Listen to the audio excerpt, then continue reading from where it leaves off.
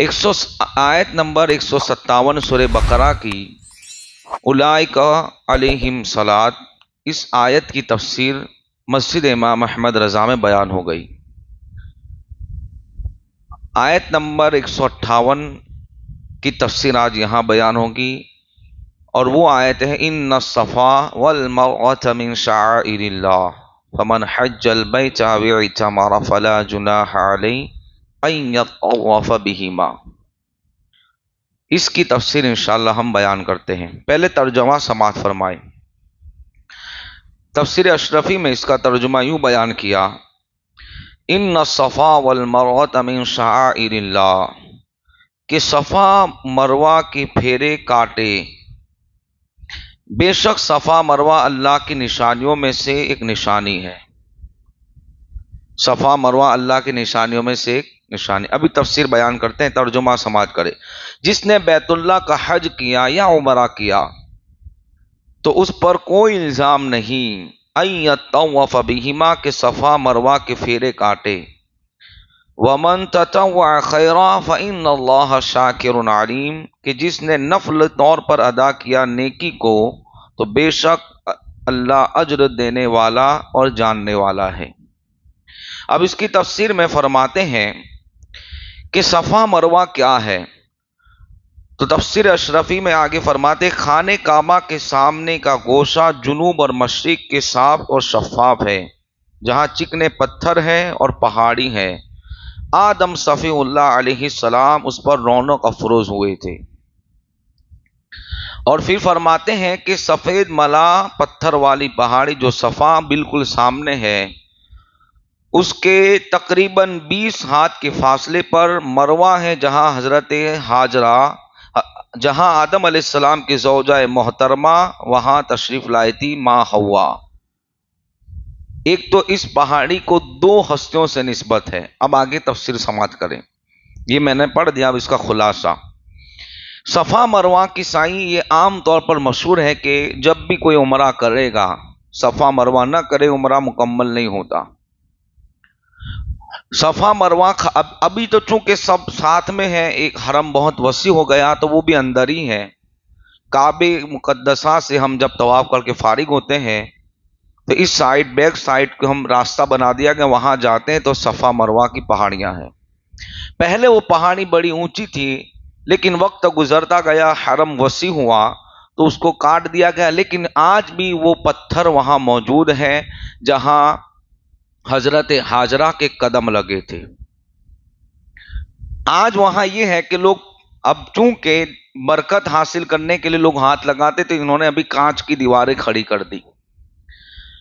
یہ صفا مروہ جس نے بھی عمرہ نیت کی اس کے لیے ضروری ہے، اور اللہ تبارک و تعالیٰ نے اس کو اپنی نشانی کہا، شعائر اللہ، یہ اللہ کی نشانی ہے۔ حالانکہ یہ پتھر ہے۔ آپ دیکھیں کہ اللہ کا دین جو ہے اس میں ہمیں پتھروں سے دور رکھا۔ پہلے عبادت کس کی کرتے تھے لوگ؟ زمانے جاہلیت کا معاملہ لو، لیکن آج یہ پتھر اللہ کی نشانی بھی ہے۔ اگر کوئی یوں کہے کہ بھئی وہاں برکت حاصل نہیں کر سکتے، جیسے کافر لوگ اس زمانے میں پتھروں کی کرتے تھے، تو یاد رکھے وہ عبادت کی نیت سے برکت لیتے تھے، ہم عبادت کی نیت سے نہیں، نشانی کی نیت سے لیتے ہیں۔ اب اس آیت کریمہ کا شان نزول کیا ہے؟ اس لیے کہ اس میں آپ نے ترجمے میں غور نہیں کیا۔ فرمایا ان الصفا والمروة من شعائر اللہ فمن حج البیت او اعتمر فلا جناح علیہ، کہ حج اور عمرہ جو بھی کرے تو فرماتے اس پہ الزام نہیں، صفا مروہ کی سعی کرنے والے پہ الزام نہیں۔ اب یہ الزام کی بات یہاں کیوں کی؟ تو اس کا ریزن یہ ہے کہ اس کا شان نزول، کوئی بھی آیت ہو، کوئی بھی صورت ہو، اس کا شان نزول ہوتا ہے، اس کا بیک گراؤنڈ ہوتا ہے، کیا ہوا، کیا واقعہ ہوا تھا اور کس موقع پر یہ آیت کا نزول ہوا، اس کو کہتے ہیں شان نزول، کہ حالات کیسے تھے، کیا واقعہ ہوا کہ بھئی صفا مروہ پہ اگر کوئی سعی کرے تو اس سے الزام نہیں۔ اس کا شان نزول بڑا پیارا ہے۔ پھر ہم شعائر اللہ پہ بھی تھوڑی بات چیت کریں گے کہ شعائر اللہ نشانیاں خالی صفا مروہ ہے کہ اور بھی ہے۔ اب دیکھو، زمانے جاہلیت کے اندر ایک جوان مرد تھا اور ایک عورت تھی. عورت کا تھا نام نائلہ. یہ لوگ خانے کعبہ میں ایک دوسرے کو بدنیتی سے ہاتھ لگایا. حرم شریف کے اندر انہوں نے، دونوں کی نیت اچھی نہیں تھی، دونوں نے ایک دوسرے کو چھوا تو قہر الہی نازل ہوا اور دونوں کے دونوں اسی وقت پتھر کے بت بنا دیے گئے. اسی وقت. اب یوں ہوا کہ جب یہ لوگوں کو بت بنا دیا گیا تو عبرت کے لیے اس زمانے کے کچھ لوگ، ایک بات یہ بھی یاد رکھے کہ جو زمانے جاہلیت کا دور تھا، یعنی سرور عالم صلی اللہ علیہ وسلم کی بعثت سے پہلے ہو یا سرکار کے زمانے مقدس میں اعلان نبوت سے پہلے ہو، تو ان میں کچھ ایسے بھی لوگ تھے جو اچھے اور سنجیدہ قسم کے تھے، اچھی طبیعت والے تھے، پاکیزہ لوگ بھی تھے. تو انہوں نے یہ کیا کہ ایسی حرکت آئندہ کوئی نہ کرے. حرم کے اندر انہوں نے حرم میں یہ جرم کیا. تو انہوں نے کیا کیا کہ ان کے مجسموں کو صفا مروہ کی پہاڑی پہ نصب کر دیا. اور ان کی نیت کیا تھی کہ جب بھی یہاں، اور یہ بھی یاد رکھے کہ دین اسلام آنے سے پہلے، حضور کے اعلان نبوت سے پہلے، آقا علیہ السلام کی ولادت سے پہلے بھی یہ تھا کہ اس زمانے میں لوگ کعبے کا احترام بھی کرتے تھے اور حج کے لیے بھی آتے تھے. فرق یہ تھا کہ وہ طواف ننگے ہو کر کرتے تھے. صفا مروہ بھی وہ لوگ اس کا بھی احترام کرتے تھے، سعی بھی کرتے تھے.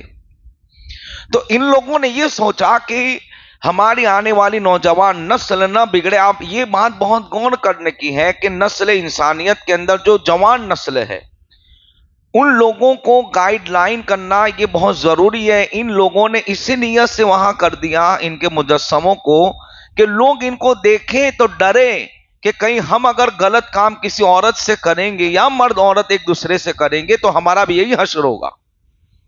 تو ان لوگوں نے یہ کیا کہ ان کے مجسموں کو وہاں نصب کر دیا عبرت کے لیے. اب ہوا یوں کہ نائلہ جو تھی اس کا مجسمہ مروہ پہ، تاکہ لوگ ان کو دیکھ کر یہ خیال کرے کہ ہمارے ساتھ بھی یہ ہوگا. اب کیا ہوا کہ دور گزرتا گیا. انہوں نے تو اس نیت سے رکھا تھا. دور گزرتا گیا. جب صفا مروہ کے درمیان لوگ دوڑتے تھے تو تعظیم کے ارادے سے انہیں چھو لیتے تھے. اب یہاں سے ایک بات یہ یاد رکھیں کہ تعظیم اسلام نے منع نہیں کیا. قرآن پاک میں رب نے کہا وَتُعَزِّرُوا وَتُوَقِّرُوا وَتُسَبِّحُوا بُكْرَةً وَأَصِيلًا. سرکار کی تعظیم کی قرآن نے بات کی، علماء کی تعظیم کی بات. لیکن تعظیم میں پھر اتنا بھی نہیں کہ پیر کو سجدہ کیا جائے. اب یہاں ان لوگوں کے مجسموں کو اس لیے نصب کیا کہ عبرت حاصل کرے. لیکن اب دیکھو شرک اور کفر کی گندگی کہاں سے آتی ہے. تو پہلے تو یہ تھا کہ لوگ عبرت حاصل کرتے تھے، لیکن دور گزرتا گیا تو لوگوں نے صفا مروہ پہ دوڑنا شروع کیا. تو یہ کرتے تھے کہ جیسے صفا پہ گئے تو اس مرد کا مجسمے کو ہاتھ لگاتے اور سینے سے لگاتے، مروہ پہ جاتے تو اس عورت کے مجسمے کو ہاتھ لگاتے تھے، اور ان کی نیت یہ ہوتی تھی کہ تعظیم کرے. یہاں سے یہ سٹارٹ ہوا. پھر کیا کہتے ہیں کہ مسلمانوں کو صفا مروہ کے درمیان دوڑنا پسند ہوا. اب یہاں سے انہوں نے شروع کر دیا. بعض لوگوں نے عبادتیں بھی شروع کر دی. اس طرح کے معاملات ہونے لگے. پھر جب سرکار کا دین آیا، اعلان نبوت ہوا، حج فرض ہوا، عمرہ کا حکم آیا، اور یہ ساری چیزیں عبادتیں ہو گئی، تو مسلمان جب یہ دوڑتے تھے تو ان کو یہ پسند نہیں تھا کہ یہ تو وہی جگہ ہے کہ جہاں انہوں نے اپنے بت رکھے. مسلمانوں کو یہ پسند نہیں تھا کہ ہم بھی یہ چیزیں کریں. اور ان کی یہ نیت تھی کہ یہ ہماری اسلام جو ہمارا دین ہے اس کی مشابہت مشرکوں اور کافروں سے ہو رہی ہے، اس لیے کہ یہ بھی عبادت کے لیے آتے تھے. یہ ان مجسموں کو ہاتھ لگا کے تعظیم سے برکت حاصل کرتے تھے. تو مسلمانوں کو یہ چیز ناپسند ہوئی، کیونکہ اس میں بت پرستوں اور بت پرستی کی مشابہت تھی. یہ تو مظاہر تھا نا کہ بھئی یہ چیزیں تو کنوں کی تھی؟ مشرکوں نے رکھی تھی. اور یہ کوئی اچھے مجسمے نہیں تھے کہ نیک لوگ نہیں تھے. یہ لوگ تو وہ لوگ تھے جن پہ قہر الہی اترا تھا. اب یہ جب ہونے لگا تو مسلمانوں کو پسند نہ تھا. تب یہ آیت کریمہ اتری یہ آیت کریمہ کا نزول اس وقت ہوا کہ جب مسلمانوں کو یہ پسند نہیں تھا، دل میں یہ خلچان تھی، مطمئن نہیں تھے کہ ہم کیوں کریں، ان لوگوں کی مشابہت ہو رہی ہے. تو پھر رب نے قرآن اتارا اور پھر کہا کہ کوئی حرج نہیں، اس لیے کہ تم عبادت کی نیت سے کر رہے ہو، وہ عبادت کی نیت سے نہیں کر رہے تھے. مسلمانوں کا صفا مروہ پہ دوڑنا یہ مصطفیٰ جان رحمت کی سنت مبارکہ ہے. اس لیے کہ اللہ نے تو قرآن میں یہی کہا نا کہ حج کرو، وَأَتِمُّوا الْحَجَّ وَالْعُمْرَةَ لِلَّهِ، لیکن حج کے ارکان قرآن میں نہیں ہے. مصطفیٰ کی اداؤں کو حج کہا گیا، مصطفیٰ کے طریقے کو حج کہا گیا. اور پھر مسلمانوں سے کہا گیا کہ تمہیں بھی دوڑنا ہے لیکن سنت ہاجرہ کو ادا کرنا ہے. تمہیں بھی عمرہ کرنا ہے، صفا مروہ کرنی ہے، لیکن اس میں تمہاری نیت یہ ہوگی کہ یہ میرے آقا تاجدار کائنات صلی اللہ علیہ وسلم نے صفا مروہ پہ سعی کی اور یہ عبادت ہو گئی. حالانکہ عبادت ہم یہ سمجھتے کہ نماز روزہ ہے، مسلمانوں دوڑنا بھی عبادت ہے، اور وہ عبادت خالی کعبے میں ہو سکتی ہے. یہ بھی ہے نا عبادت. اور یہ عبادت کیوں ہوئی تو کہا حضرت ہاجرہ پانی کے لیے دوڑی تھی. حضرت ہاجرہ پانی کے لیے، آج تو پانی وہاں اویلیبل ہے، ہم کیوں دوڑ رہے ہیں؟ کہاں محبوبوں کی اداؤں کو رب اتنا پسند کرتا ہے کہ امت محمدیہ پہ یہ لازم کر دیا عمرہ اس وقت تک نہیں ہوگا جب تک تم صفا مروہ کی سعی نہ کرو. اور اس کو شعائر اللہ کہا. اب شعائر اللہ کیا ہے؟ یہ اللہ کی نشانی ہے، پہاڑ اللہ کی نشانی ہے. اور یہ بھی یاد رکھیں کہ یہ تو پتھر ہی تھا، لیکن جب نیک لوگوں کے قدم پڑ جاتے ہیں تو اللہ اس میں بھی برکت پیدا کر دیتا ہے. جب نیک لوگوں کے قدم پڑ جاتے ہیں اگر وہ دوڑ لے تو رب اس کو عبادت بنا دیتا ہے. قرآن پاک میں اللہ نے، اب دیکھو ایک یہ بھی ہے نا کہ اگر کوئی اس کی تعظیم کرے تو اس کا پھل کیا ملتا ہے.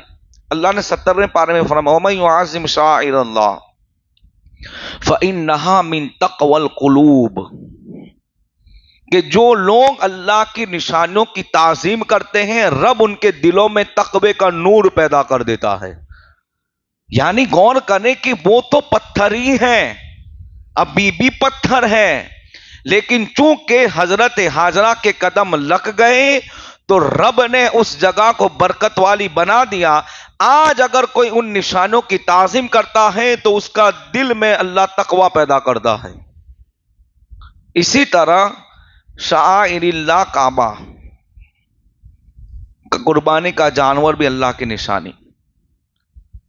جو چیزیں اللہ کے بندوں سے نسبت حاصل کر لے وہ شعائر اللہ برکت والی ہوتی ہے. اس کے ضمن میں دیکھو بہت سی چیزیں یہاں بیان کی. ایک اور غور کرنے کی بات ہے، ہم یہ سمجھتے ہیں کہ شعائر اللہ، چونکہ یہ آیت مشہور ہے، لوگ جانتے بھی ہیں کہ اللہ کی نشانی ہے صفا مروہ، لیکن اس کے علاوہ وہ کون سی چیزیں جو اللہ کی نشانیاں اور جس کی تعظیم ضروری ہے؟ فرمایا قربانی کا جانور بھی، یہ بھی اللہ کی نشانی ہے. اس لیے فرمایا اس سے مزدوری نہ کرواؤ، اس کو ایک دوسرے بکروں جانوروں سے نہ ٹکرواؤ، اس کا احترام کرو. یہ وہی بکرا عام ہے لیکن قربانی کی نیت کر لی تو اللہ کی نشانی ہو گئی. وجہ اس لیے کہ رب کے لیے وہ قربان ہوگا. یہ بھی اللہ کی نشانی. فرماتے ہیں بہت سے نشانیاں اللہ کی نشانیاں ہیں، ان میں یہ فرمایا گیا کہ وہ مکانات جیسے خانہ کعبہ، عرفات کا میدان، وہاں میدان نہیں ہے لیکن اللہ کی نشانی ہے، اس لیے کہ سرکار نے وہاں ارکان حج ادا فرمائی. اسی طرح فرماتے ہیں مزدلفہ بھی اللہ کی نشانی. جمرات جہاں شیطان کو پتھر مارے جاتے ہیں، حضرت ابراہیم نے مارے تھے، بعد میں حج کا فرض ہوا سرکار نے مارا، حالانکہ وہاں وہ پتھر ہی ہے، وہاں شیطان نظر نہیں آتا، لیکن کیوں کہا شاعر اللہ. اور اس کو کیوں کرنا ہے؟ کہا میرے ابراہیم نے کیا، میرے مصطفیٰ نے کیا، اب امت پہ بھی ضروری ہو گیا، حج نہیں ہوگا جب تک پتھر نہ مارو. اسی طرح فرماتے ہیں صفا مروہ یہ بھی اللہ کی نشانی. مینا، مزدلفہ یہ بھی شاعر اللہ. زمانے، شاعر زمانہ، ایک ہوتا ہے شاعر اللہ، یہ نشانیاں ہو گئی اللہ کی جہاں برکتیں حاصل ہوتی ہے، اس کی تعظیم کرو تو تقوی پیدا ہوتا ہے. اسی طرح شاعر زمانہ مطلب ماہ رمضان، یہ بھی اللہ کی نشانی، شاعر ہے لیکن زمانے کا۔ عرفات کا دین، یہ بھی یعنی دین بھی شعار، مطلب ان دنوں کو اتنی نسبت حاصل ہے کہ رمضان میں ایک نیکی کرو تو 70 کا ثواب۔ اسی طرح فرماتے ہیں حرمت والے مہینے، عید الفطر کا دین، عید الاضحیٰ کا دین، یہ شاعر زمانہ ہے۔ فرماتے جمعہ کا دین، ایام تشریق یعنی بقرعید کے دین۔ اسی طرح فرماتے ہیں شاعر دین، نماز اور اذان، کہتے ہیں نا کہ یہ دین کی نشانی ہے، ان کی اور ان تمام چیزوں کی تعظیم ہمارے لیے ضروری ہے۔ کچھ کی تعظیم اس لیے ضروری ہے کہ وہاں نیک بندوں کے قدم لگے۔ دیکھو آج ہم اہل سنت والجماعت ان چیزوں کی اتنی تعظیم کرتے ہیں، اتنی تعظیم کرتے ہیں، اور کرنی بھی چاہیے۔ کبھی پتھر کو ہاتھ لگا کے برکت حاصل کر لی تو لوگ کہتے ہیں یار ایسا نہیں ہونا چاہیے، یہ کیا کر رہے ہو، پتھر کو بھی ہاتھ لگا کے سر پہ لگاتے ہو۔ میں کہتا ہوں سیاہ کی حدیث پڑھو، ایک صحابی رسول کا عمل یہ تھا کہ سرکار کے منبر سے اترنے کے بعد، یہ حدیث سیاہ ستہ کی حدیث ہے، سرکار کے منبر سے اترنے کے بعد وہ جاتے منبر کے پاس اور اس طرح ہاتھ پھیرتے تھے اور اپنے چہرے اور جسم پہ لگاتے تھے، اس لیے کہ اس منبر پر میرے مصطفیٰ جلوہ فرما تھے۔ حضرت جابر بن عبداللہ رضی اللہ تعالیٰ عنہ کا یہ معمول تھا کہ جس وقت خندق کی جنگ ہوئی، سرکار نے ظہر سے عصر کے درمیان ایک مقام پر بیٹھ کر اس حدیث کو بھی سیاہ میں لکھا۔ آپ فرماتے ہیں سرکار نے اس جنگ کے موقع پر ظہر اور عصر کا درمیانی وقت تھا، بدھ کا دن تھا، حضور علیہ السلام اس جگہ پر گئے اور وہاں بیٹھ کر حضور نے دعا کی، دعا قبول ہوئی۔ حضرت جابر بن عبداللہ کہتے میری زندگی کا یہ معمول ہو گیا کہ جب بھی مجھے کوئی مصیبت آتی، جب بھی مجھے کوئی پریشانی ہوتی تو میں بدھ کے دن کا انتخاب کرتا، جس دن سرکار نے دعا کی، یا نا زمانے سے تعلق دین میں آیا نا۔ اب وہ کہتے ہیں میرے لیے تو بدھ کا دن برکت والا ہو گیا، اس لیے کہ سرکار نے دعا کی تھی۔ اب پھر زمانے کی شاعر آئی تو کہ وہ وقت تھا ظہر سے عصر کے بعد کا۔ میں کہتا ہوں رب تو ہر جگہ اور ہر وقت دعا قبول کرتا ہے، لیکن چونکہ سرکار کو اس سے نسبت ہو گئی تو کہتے ہیں ان نسبت کا فائدہ کیا ہوا، بدھ کا دن کا انتخاب کرتا ظہر کے عصر کے درمیان، اور اسی جگہ بیٹھ کر دعا کرتا تھا جہاں سرکار نے کی، اس برکت سے میرے رب نے میری دعا قبول فرمائی تھی۔ یہ ہوتا ہے، یعنی جہاں بھی نیک لوگ کے قدم پڑے، جہاں بھی، یہ حج کا آپ پورا معاملہ دیکھیں تو وہاں کیا ہے، تو آپ کو حضرت ابراہیم علیہ السلام کی نشانی دکھے گی، یا تو اسماعیل علیہ السلام کی نشانی دکھے گی۔ صفا مروہ دیکھے تو حضرت ہاجرہ دوڑی تھی، خانہ کعبہ تو کا انبیاء آتے گئے، اس کی تعمیر ہوتی گئی، خود سرکار نے اپنے ہاتھوں سے 35 سال کی عمر کے اندر خانہ کعبہ کی تعمیر فرمائی۔ اب یہ حج کے جو ارکان ہیں تو سرکار نے ادا کیے اور امت کو بتائے۔ تو یہ چیزیں کوئی باقاعدہ قرآن میں اس کا پورا طریقہ نہیں اترا کہ حج ایسے کرنی ہے، بس یہ کہہ دیا گیا کہ جو محبوبوں نے میرے کیا ہے اسی کو کرو گے تو یہ نشانی بھی رب کی ہے، تمہارے لیے دین بھی ہے، تمہارے لیے عمل کا ذریعہ بھی ہے، نیکی کمانے کا ذریعہ بھی ہے، اور یہی تمہارا حج اور عمرہ بھی ہے کہ سرکار نے طواف کیا، صفا مروہ کی، اور اس صفا مروہ کو نسبت خاص طور پہ حضرت ہاجرہ رضی اللہ تعالیٰ عنہا سے ہے، اسی کو قرآن نے بیان فرمایا۔ اور مشرکین نے، اچھا مشرکین یہ لوگ کہتے بھی تھے کہ یار یہ تو ہماری جگہ تھی، ہم کرتے تھے، جیسے قبلے کی تبدیل ہوئی تو یہودیوں نے نہیں کہا کہ 18 مہینہ ہمارے قبلے کی طرف نماز پڑھی تو ان نمازوں کا کیا، یہ سوال صحابہ سے کیا تھا مس گائیڈ کرنے کے لیے، برینڈ واش کرنے کے لیے، تو اس وقت قرآن نے کہہ دیا یہ ہو گئی جو پڑھ لی، اس لیے کہ قبول تو رب ہی کرتا ہے، وہ بھلے تمہارا ٹھیکہ تھا لیکن چونکہ اس کو نسبت ہاجرہ سے ہے اور مصطفیٰ جان رحمت سے ہے، اب میرے نبی کی امت دوڑے گی، عبادت کی نیت سے دوڑے گی، تو پھر وہ یہ نہ سوچے کہ یہ تو ان کی جگہ تھی بلکہ یہ تو مسلمانوں کی ہی جگہ ہے، اور اللہ اس پہ انہیں اجر بھی عطا فرمائے گا۔ اور رب نے کہہ دیا فَإِنَّ اللَّهَ شَاكِرٌ عَلِيمٌ، کہ ہم اس سے ضرور اجر عطا فرمائیں گے۔ تو یہ صفا مروہ اللہ کے نشانوں میں سے نشانی ہے، اور اسی طرح یہ بھی یاد رکھے جہاں بھی اللہ کے بندے آرام کر رہے ہو یہ بھی اللہ کی نشانی ہے، وہاں برکتیں اترتی ہیں۔ یہاں تو کوئی مزار نہیں ہے صفا مروہ پہ، وہ تو خالی قدم ہی لگے تھے. تو قدم لگنے سے وہ جگہ برکت والی ہو. جہاں ولی خود آرام کرتا ہو وہاں کتنی برکتیں ہوں گی.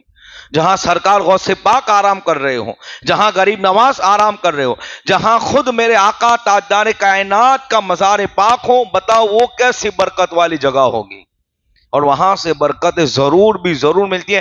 ہمارا عقیدہ اور ایمان ہے، آپ کا جیسا ایمان اور عقیدہ، وہاں کھڑے رہو، ان پہ برسنے والی برکت کے چھینٹے اللہ ہمارے دامن میں بھی عطا فرماتا ہے. تو یہ شعائر اللہ، یہ بہت سی شعائر ہے، یعنی کہ مزارات اولیاء ہو، جہاں اللہ کے ولی نے عبادت کی ہو، وہ ساری جگہ اللہ کی نشانیوں میں سے ایک نشانی ہے. اور جو اس کی عزت کرے، قرآن کہتا ہے اس کے دل میں ہم تقوی کو پیدا کر دیتے ہیں. یہ ہے صفا مروہ کی جو پہاڑیاں، اور جس کا ذکر اللہ نے قرآن میں فرمایا. اب انشاءاللہ آنے والے اجتماع میں آنے والی آیت کی تفسیر بیان ہوگی.